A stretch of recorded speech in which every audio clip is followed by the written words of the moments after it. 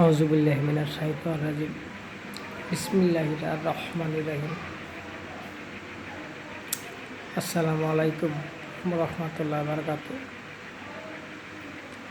আলহামদুলিল্লাহি রাব্বিল আলামিন ওয়া আসসালাতু ওয়া সালামু আলা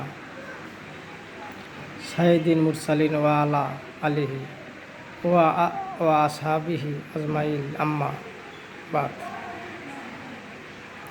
রুহু ও দেহ দুটি ভিন্ন ভিন্ন সত্তা।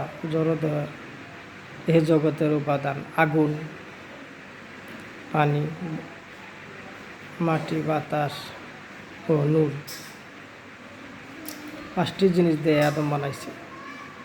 এর সময় সৃষ্টি যা ধ্বংসশীল রুহু বা আত্মা, সূক্ষ্ম ও নূর জগতের উপাদান দিয়ে সৃষ্টি বা যা ধ্বংস হবে না, চির অমর পরমেশ্বর। বাস্তব দেহে ও আত্মার সময়ের মানুষ দুটি মানুষ সৃষ্টি। রুহু যা আত্মা, শূন্য দেহের পরিচয় লাশ। শূন্য দেহের পরিচয় হলো লাশ। দেহের সৌন্দর্য, সুস্থতা ও পরিপুষ্টি নির্ভর করে জড় খাদ্যের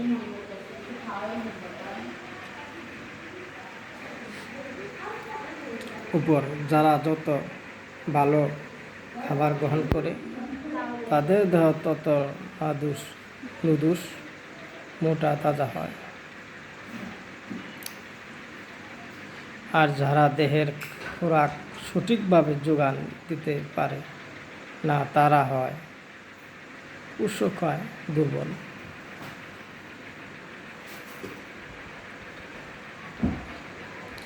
লোকের যে মানুষরূপী দেহে, এটা উপলক্ষ মাত্র, এটা রুহের বাহন মাত্র। রুহের কার্যকারিতাই মূল, সেটাই আসল আকৃতিক। যতক্ষণ রুহু দেহের মাঝে অবস্থান করে ততক্ষণই একটি লোক বেঁচে থাকতে খায়, দায়,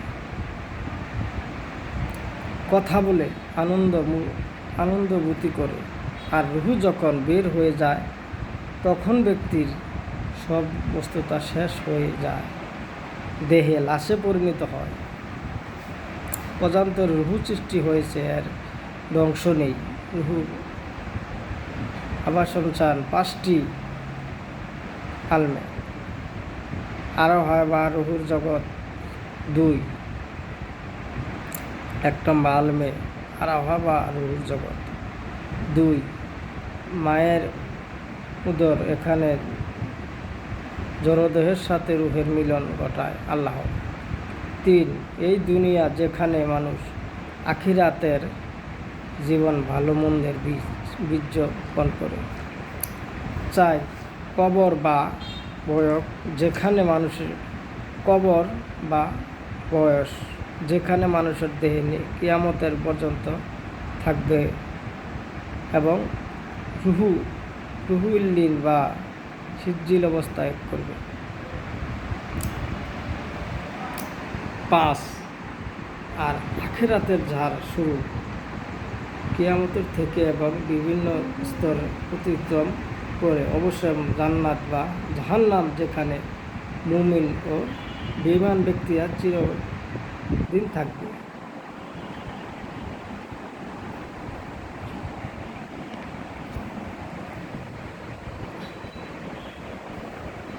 এটাই মানব জীবনের শেষ পরিণতি, এর অন্য হবে না। আল্লাহ তাআলা রুহুদারীদের মানুষকে এক জগৎ থেকে অন্য জগতে স্থাপন করে আখিরাতে চিরস্থায়ী জীবন নিয়ে যান। সে সফর দরিত নিজের অনিবার্য সফরে কি ধরনের পাথের উপকারী হবে, তাই রুহুর খোরাক এবং বর্ণনা করা হয়েছে। বস্তুত মানব দেহের মূল উপাদান রুহু বা আত্মার খোরাক হল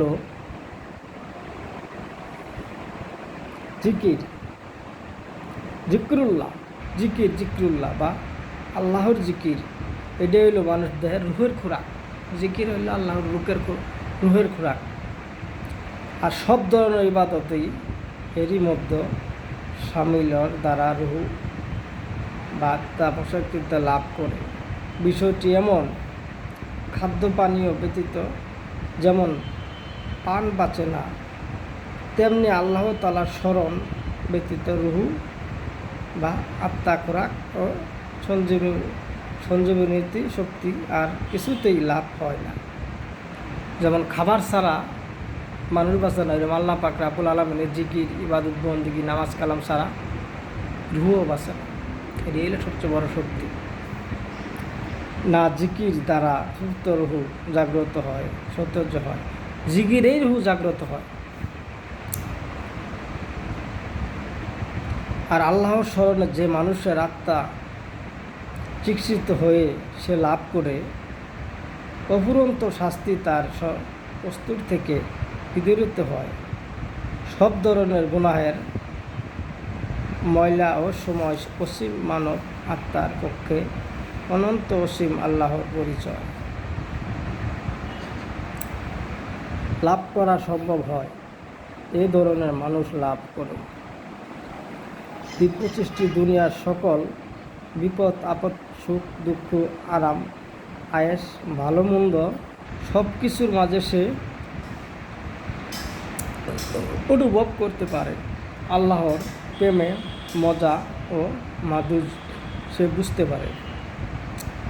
আল্লাহর শ্রেষ্ঠ মহিমা ইমানের বলে এবং অসি প্রাণানয় তার রূহ বা আত্মা হয় বলিষ্ঠ, শক্তিশালী, পরম শক্তিশালী।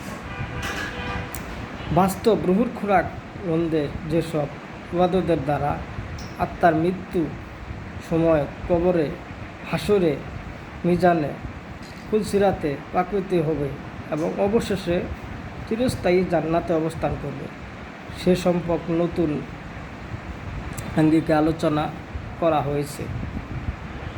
পক্ষাদ্বয়ের যারা বেঈমান আল্লাহর অনুগত্যা ইবাদত করে না, আল্লাহর ইবাদত করে না, তাদের আত্মা মৃত্যুর সময় কবরে, হাসরে, মিজানে, ফুলসিরাতে প্রভাবিত হবে না, বরং বদ আমলের কারণে তারাই চিরকাল জাহান্নামের অবস্থান করবে। মহান আল্লাহর ওই বিধান বিজিত হয়েছে, জাহান্নামের আগুনে জ্বলবে যারা আল্লাহর ইবাদত করে না। উল্লেখ্য যে দেহের খোরাক দেওয়ার জন্য যেমন রয়েছে হাজারো উপকরণ, তেমনি রুহের খোরাকের জন্য রয়েছে সুনির্ধারিত পথ ও পদ্ধতি। আর তাহলে আত্মজ্ঞান হাসিল করার যেমন হাদিসে উল্লেখ আছে, যে নিজেকে চিনেছে সে তার রবকে চিনেছে, যে নিজকে চিনেছে সে তার রবকে চিনেছে।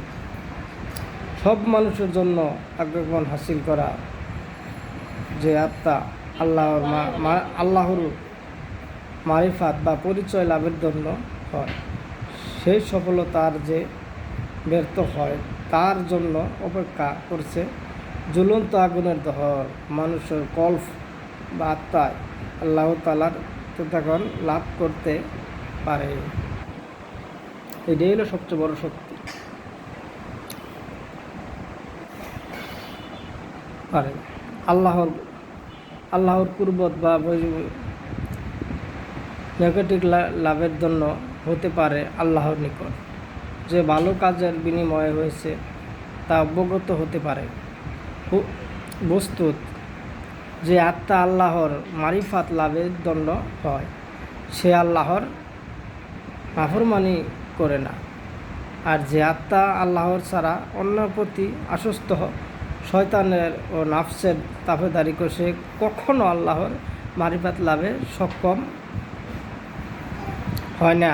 দুনিয়ার জীবন শেষ হলে মুমিন ব্যক্তির আত্মা আল্লাহর কাছে ফিরে যাবে, তার বন্ধুত্ব হিসাবে এবং অবস্থায় করবে কিয়ামতের পর্যন্ত ইলিনে, এরপর চিরস্থায়ী জান্নাতে।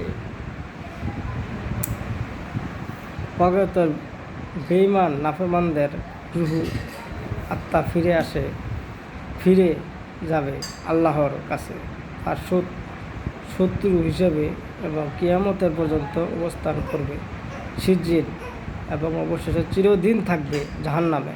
রুহের সফর লেখার সময় রুহের খোরাক সম্বন্ধে কিছু লেখার জন্য ঐশী প্রেরণা অনুভব করে। যে খারাপ আমল করব তার রুহ আল্লাহর কাছে নাফরমান হিসাবে যাব, যে ভালো কাজ করব তার রুহ ভালোভাবে যাব। এটাই আমাদের চাওয়া। আমার কথা হলো আমি সারা জীবন বাঁচব না, যেহেতু জন্মগ্রহণ করছে একদিন আমার মৃত্যুবরণ করতে হবে। এমন ধরনের কিছু মানুষকে বলতে চাই যেন মানুষ শুনে কিছু জ্ঞান অর্জন করতে পারে, কিছু কাজে খাটতে। আমি তো থাকবো না। বিদায় নিলে ওজন মানুষ পস্তায়, মৃত্যুর পরে কোনো আমল তো যাবে। আমি যে ভালো কিছু করিয়া যাই, মানুষ ভালো দেখবে, দোয়া করবে, এটাই আমার কাজে কাটবে, মরার পরে সার্থক করবে। খারাপ কিছু করলে খারাপ মূল্য আমি শাস্তি হবে, মনে করেন তারা খারাপ দেখতেছে, আমার গুণাটা বাড়তেছে। আর ভালো কিছু করলে ভালোই। ঠিক আছে, আমি যতটুকু ভিডিও ছাড়লাম আপনারা ভুল হলে আমার ক্ষমা করবেন, ক্ষমার দৃষ্টিতে দেখবেন। আসসালামু আলাইকুম রহমতুল্লাহ বারাকাতুহু।